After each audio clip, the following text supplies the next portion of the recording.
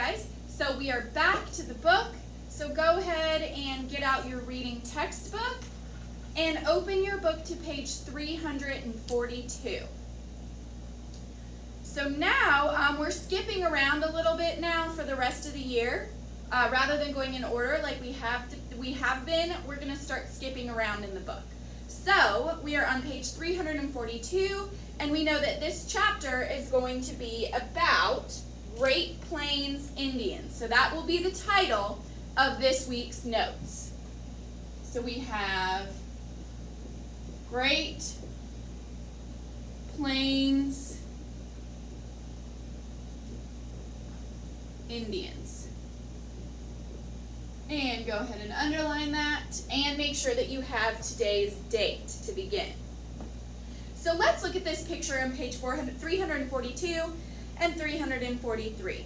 We see a picture of who are probably part of a group of the Great Plains Indians. Let's look at the talk about it. And these, just like with science when we do the look and wonder, I want you to think about these. I'm not going to answer them out loud, but I want you to think about your answers to these questions. It says, what are these people doing? How do you think they dress every day? So what that second question means is, do you think they dress like this every day or for special occasions? So I want you to think about that for a minute. And then when you're done, you can go ahead and turn the page, and we will start with the vocabulary for today's story.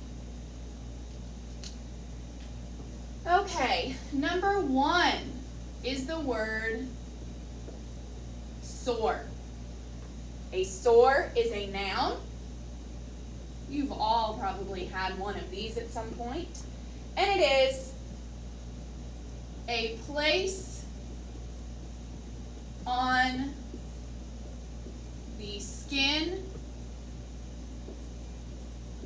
that is broken.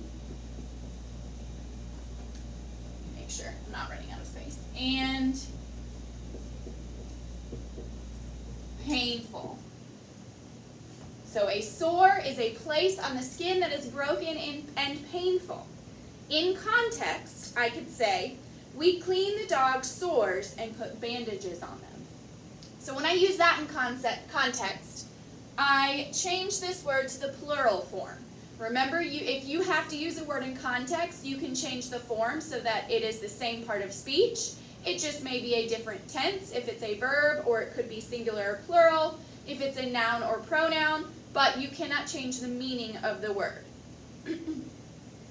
Okay, number 2. Loosen. L-O-O-S-E-N. It is a verb, and it means to make something less tight. Okay? So loosen is a verb, it's an action, and it means to make something less tight. In context, I could say, Dad loosened his tie when he left work. So again, I changed the form. I made that a past tense verb by adding ed, but I didn't change the part of speech. Number 3 is the word mysterious. M-Y-S-T-E-R-I-O-U-S. And that is an adjective. And it means something is, is hard to understand or explain.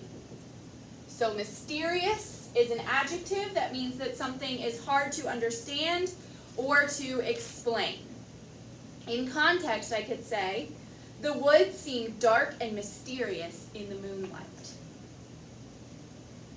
Now, number 4 is amazement.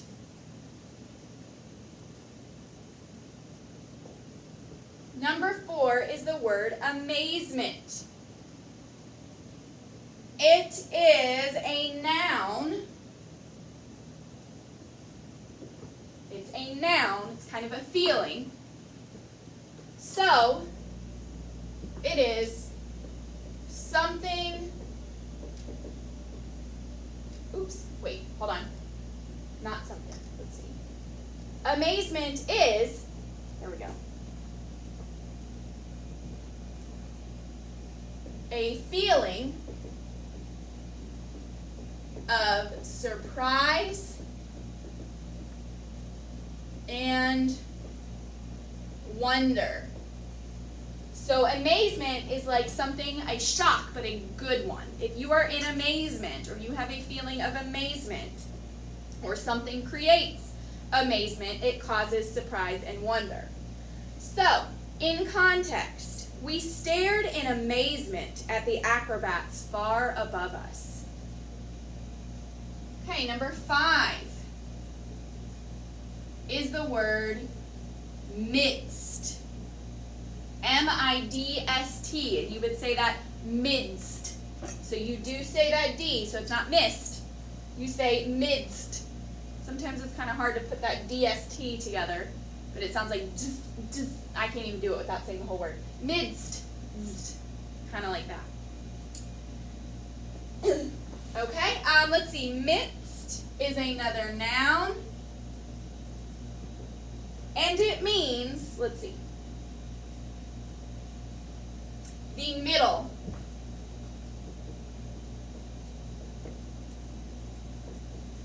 Of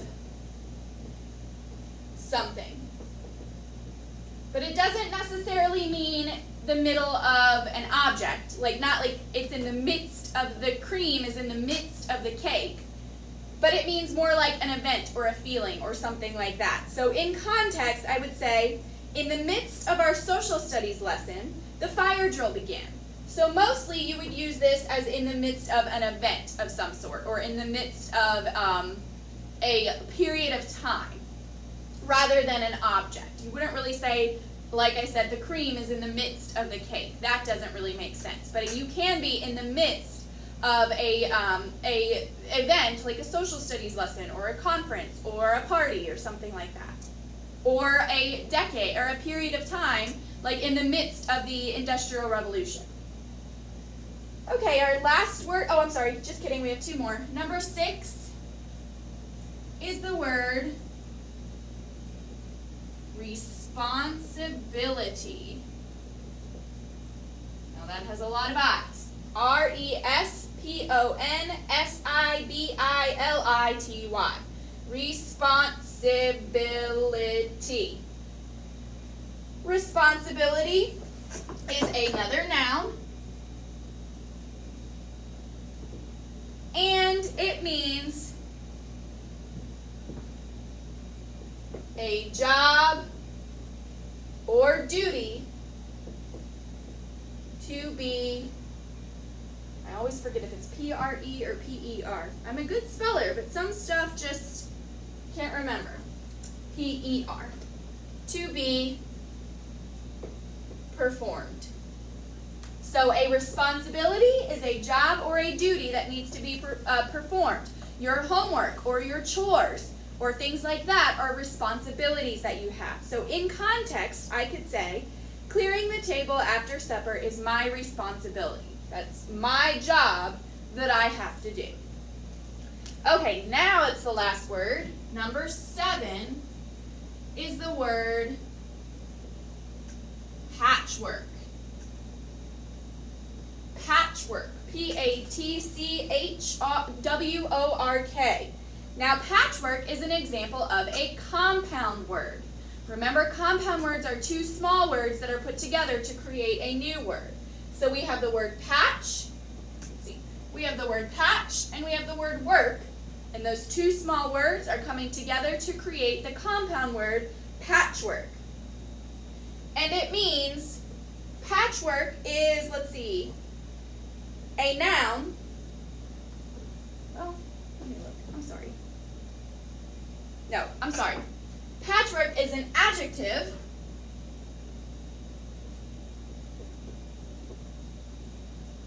and it means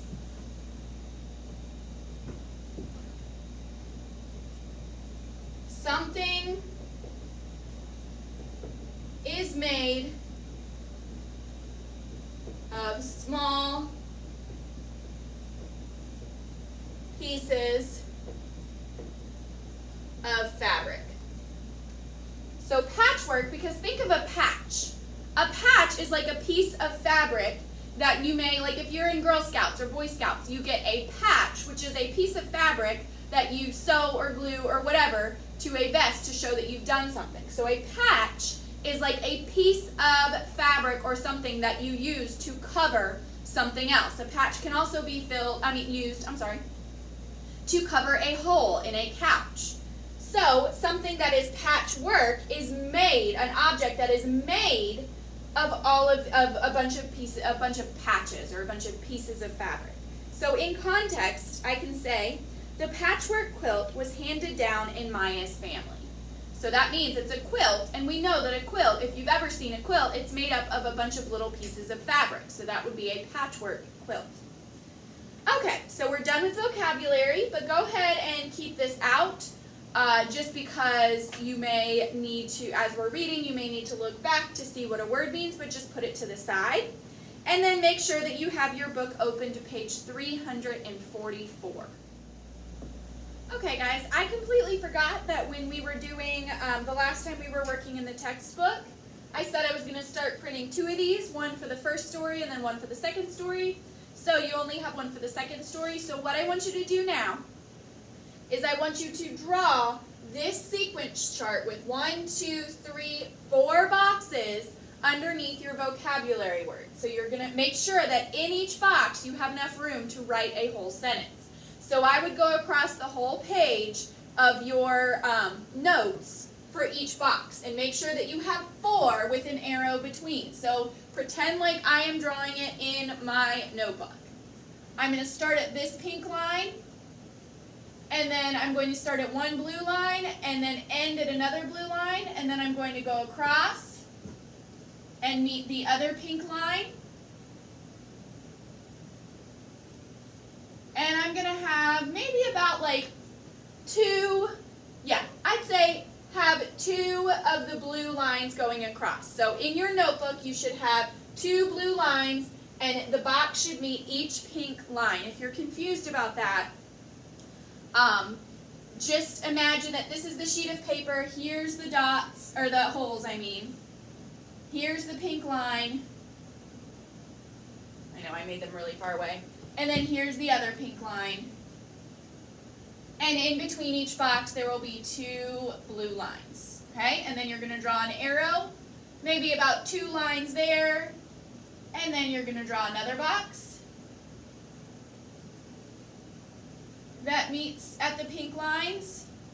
And then an arrow that takes about 1 or 2 lines. Then a third box that goes all the way across. And remember, you have 2 blue lines. So like here's one line. Here's the second line. I forgot to do that here. And then a 4th and final box. Oh, don't forget your arrow between. That takes like 1 or 2 lines. And then a 4th final box that goes all the way across. That takes up about 2 lines. You don't need to draw these. We only need 4 boxes for this. So what we're going to do, so finish drawing that. If you need to pause this video, go ahead. Finish drawing that in your notebook underneath your vocabulary. If you think you don't have enough space to have at least 2 lines in each box with at least 1 or 2 lines in between, you can go ahead and go to the back or to the next page. But what we are going to do is, as we read, we are going to figure out, we are going to put the important events in order. Actually, no, I'm sorry. What we're going to do is we're going to read first, and then we're going to think back about the important events and put them in order. So, let's go ahead. If you need to pause to finish your chart, do that. If not, let's go ahead on page 344. Make sure that you're reading to yourself as I read out loud. First, let's look at this, what it says on the vocabulary. It says homophones. sound the same but have different spellings and meanings. So we are going to come across some homophones in this week's stories. Remember, we learned about these when we were doing Wonder. We learned that homophones sound the same but have different spellings and meanings. So they aren't spelled the same, and they aren't, but they mean something completely different. So for example, sores, like our vocabulary word sores, that means places on the skin that are broken and painful, means the same as soars, S-O-A-R-S. That means something is flying right now. It's the present tense form of flying. Okay. Now, History at Your Feet by Andre Melillo. By Andre Melillo. Do I have to go? Sam asked. Look, I've got sores on my feet from walking so much. Sam, his sister Kim, and their family were on their way to the Pawnee Indian Village Museum. Mom gave Sam some bandage strips and said, "You'll enjoy learning about the people of the Pawnee Nation." Letting out a big sigh, Sam loosened his sandal straps and trudged out of the car. So all of a sudden, in these paragraphs, we learn that Sam is not very excited about whatever this is. Maybe his family's on vacation. Maybe they went on a hike earlier that morning. His feet hurt. He's tired. Maybe he's hot. He just wants to go home or back to the hotel or whatever and rest. But his family's not done yet. So let's see if he stays this way or if maybe things start to change. Who were the Pawnee? The origins of the Pawnee tribe are mysterious. In the early 1800s, there were 10,000 to 30,000 Pawnee living in 4 separate bands. This museum is located where one band of Pawnee settled back in 1820, explained Mom. We're standing exactly where the Pawnee lived, exclaimed Kim in amazement. That's right, said Dad. Here's part of the original floor, he said, pointing. You can see some burned timbers from the fire that destroyed the village. So now, in these paragraphs, they are at the museum, or maybe it's a historical site, and they're learning more about the Pawnee Indians. We still don't know how Sam feels. These paragraphs don't mention Sam at all, so maybe he's still just trudging behind, not really paying attention, thinking about his feet. Who knows? What was life like? Sam had to admit that being in the midst of all that history was exciting.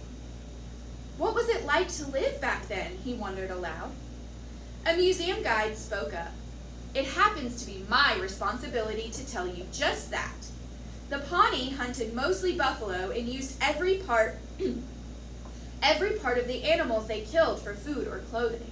They let nothing go to waste. Clothing? Said Kim. Buffalo aren't shaped like any clothing I've ever seen. Everyone chuckled. They'd sew a patchwork of pieces into warm winter robes and pants, explained the guide. And that's the end of the story. So it just kind of ends as they're walking around the museum. But in these last paragraphs, they're learning a little more, but this time now there's a guide there who's actually telling them more. So it looks like what happened before in that middle section, who were the Pawnee, they're probably reading this on plaques and all that kind of thing. Like we can do the same thing by looking at the pictures at the bottom of the page. So we have a picture of what looks like maybe a chief, and it says, Ankaris Rushing of the Pawnee tribe. And then we look over here at this, it looks like a painting, and it says, a battle between the Pawnees and the Kansas painted on a bison hide. So it looks like the middle section, who were the Pawnee, the family's learning by reading. They're just getting their own information. And then in the last section, what was life like, then they have a guide coming in and telling them more information. And we can see in this last section that Sam has changed his mind. And I'm sure you guys have gone through this too, where you're tired or you just don't feel like doing something, but your parents or your friends are like, come on, let's do it. It'll be fun. And you're like, fine, I guess I don't have a choice. And then all of a sudden it is really interesting and exciting. We can see that Sam is like, okay, maybe this is pretty cool. Look at all this information about this time that was so long ago. I can't even imagine what it was like, but it's so interesting learning about it. So now what we're going to do is let's look at this. Let's look at the bottom where it says summarize. It says sequence. When you summarize a story, include the most important events in sequence. Sequence is the order in which events in a story take place. So learning about sequencing can help us with summarizing. So even though we're almost done with the year and reading logs, this will help you to write your summaries. When you summarize, you write the most important events in sequence. Remember, in sequence means in the order that they happened in the story. So what we're going to go ahead and do right now is we are going to use the sequencing chart that you guys made earlier, and we are going to write a summary of this story. So we're going to think of all the important events that happened, and then we're going to write them in order. So we're thinking of 4 events that happened in order to sequence this story. So we're going to come up with 4 sentences. Okay, I'm going to erase the little lines in between, but you know that those lines mean you had a blue line, because you didn't actually have to draw those lines. I hope you didn't. If you did, you can erase them now, or if they're not in the way, just keep them. That was just to indicate that there is a blue line in between. Okay. Ooh, I didn't realize my pen was open. So, as I'm reading, I noticed that the first important event was the fact that the family goes to the museum. So, we can start with Sam's family goes to, let me get the right name, the Pawnee Indian Village Museum. So that's the first event. That's the first important event. Sam's family goes to the Pawnee Indian Village Museum, because if that didn't happen, none of the rest of this story would happen, so that was important. Notice that Pawnee Indian Village Museum are all capitalized because that is a proper noun, because it is the actual name of the museum. So now let's figure out what the next important part is. Well, the next thing that happens is that Sam gets some Band-Aids for his feet. That's the only time that's mentioned. Maybe it's mentioned one other time, but we don't really learn more about his sore feet. So that's probably not the most important piece of information in this story. After that, they go to the museum, and then they start learning about the Pawnee tribe. That's pretty important, because that leads to what happens next. So, they start to learn, and they mean Sam's family, about the Pawnee tribe. And notice that Pawnee is capitalized because that is the actual name of the tribe. So we want to capitalize that. That is a proper noun. So they start to learn about the Pawnee tribe. Everything that happens in this section is just all about this. They're starting to learn, so we don't need to add anything else from that section. What happens next in the third and last section is the first thing that happens is that Sam starts to enjoy. He starts to be interested. So the next important information, because the story is all about Sam, it's kind of told mostly from his point of view. So that's important because we learn that Sam isn't as boring or angry or annoyed as he was in the beginning. So Sam admits he is interested. Again, that's important because our main character, his thoughts change. Anytime you're writing a summary of a story and a main character's thoughts or ideas start to change, that is usually an important event in a story, especially as long as it keeps going. If they only change their mind for a minute or like a few pages, then maybe it's not the most important if you're writing a summary of the whole book. But if it's just a section or a short story and they change their mind and it stays like that for the rest of the story, that is important. Okay, next what happens is the museum guide comes up, and the museum guide starts to teach them about the Pawnee way of life. And the rest of this short story is just about what the guide is telling them and them reacting, the family reacting to what the guide has said. So the last important event is a museum guide.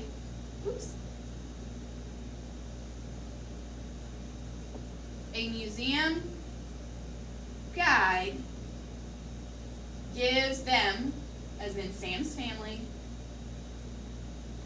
more information. And that's really it, because then Kim mentions, or she just reacts to the information that the museum guide gives them, and then everyone reacts to what Kim said, and then the story is over. So first, Sam's family goes to the Pawnee Indian Village Museum. Then they start to learn about the Pawnee tribe. Then our main character, Sam, admits that he is interested, so his mind has changed. And then a museum guide gives them more information. So those are the events of this story, the most important events of this short story in order. Let's see. Oh, I did want to point this out. Notice that here we did not capitalize museum because we didn't use the actual name of the museum. We're just talking about a museum. We know that we mean this one, but since we didn't use the whole name, we don't have to capitalize it. Also, guide. Yes, guide is the name of a specific job, but again, we don't capitalize the name of a specific job unless we are also using that person's name. Like we are using this as a title. Like if we said Museum Guide Roger, well then museum and guide would both be capitalized because we're using that as a title for him. Now we don't normally say that. It would be like saying Teacher Folis, which is not what we say. But if we were, we would capitalize that T because we're using it as part of a name. Okay, so that's all for this story. If you'd like to reread it to kind of get a little more, to understand it a little more, go right ahead. Then when you're done, you do have some homework. You can go ahead and start on it right now, or you can wait till later. So go ahead and get out your Monday, April 20th packet. Turn past the math test without looking at it if it's not 1 p.m., please. And you have vocabulary on the front. So for the first part, you are going to choose the vocabulary word from the list to complete the sentence. So this is a little different. You have a little passage instead, but it does say number 1, 2, 3, 4, whatever. So read the sentence, choose the word that fits best, use your vocabulary words, your definitions if you need them. Make sure you write it on the line, be neat, spell it correctly. Remember, if you misspell a word, especially because it's right here, I will take a point off because they're right here. Spell it correctly, be neat. And then at the bottom, you are going to add one sentence to this passage. So that means this sentence has to fit at the end of this passage. You do not have to use a vocabulary word here, because they're mostly making sure that you can add something to a story that is given to you. So you have to read this sentence and then add a sentence down at the bottom. Now don't say something like, it was fun, okay? You gotta be detailed. You have 3 lines. You may not fill those whole lines, but you should be close to filling all 3 lines with your sentence. It needs to be a good sentence. Watch your grammar, watch your spelling. You do not have to use a vocabulary word. However, if you can don't make it not make sense just to make a vocabulary word fit. But if you can make it work and it sounds correct, that's fine. Watch your grammar, capitalization, all of that. Commas, no run-ons, no fragments. So be careful. Make sure it makes sense at the end of this passage. Then you're going to turn it over. And on this side, you're going to work on sequencing. So you're going to read the passage. And then you have numbers 1 through 4. You are going to put the events in order. So read the passage first. Make sure you read this and the directions to help you. Read the passage, then put these events in order. And then, let's see. There is an event. There are several events that are not mentioned in this passage. So what you need to do is you need to add another event that is given here and then tell where it belongs. So does it belong between numbers 1 and number 2, between numbers 2 and number 3, between numbers 3 and number 4, before number 1, or after number 4? Okay, so sequence them first and then write another event and where it belongs in this little sequencing chart, or this little sequencing activity. Okay. And that's it. You can go ahead and work on that right now because you want to make sure that between 1 and 5 you have time to take your math test. Let's see, if you have any questions about today's lesson, make sure to reach out to me between 1 and 5. Try on your own first. Make sure that you have done this guided practice with me in your notebook. Otherwise, it is not going to help with anything if you don't have it written down. So make sure that you have done this in your vocabulary notebook. Either below your vocabulary for today's story or on the next page if you can't fit it. And then I would go ahead and get started on the homework right now. Okay.